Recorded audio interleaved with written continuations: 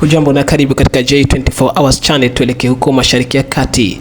Jeshi la Israel IDF limethibitisha kuwa shambulio la makombora ya ballistic la Iran limepiga mji wa Dimona usiku wa Jumamosi Machi 21, 2026 likilenga maeneo ya karibu na kituo cha utafiti wa nyuklia cha Israel. Msemaji wa IDF Brigadier F. Defin alikiri kuwa mifumo ya ulinzi wa anga ilifanya kazi kubwa ya kuzuia, lakini ilishindwa. Baadhi ya makombora yalipenya na kupiga maeneo ya makazi ya watu.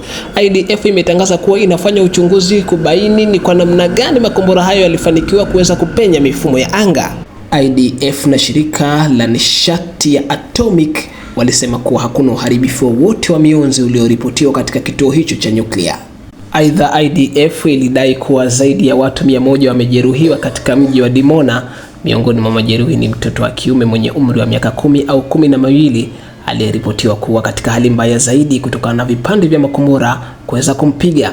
Iran ilidai kuwa shambulio hilo ni la kisasi cha mashambulizi yaliyofanywa na Israel na Marekani dhidi ya kituo chake cha nyuklia cha Natanz asubuhi hiyo hiyo. Hata hivyo, IDF ilikanusha kuhusika kushambulia Natanz.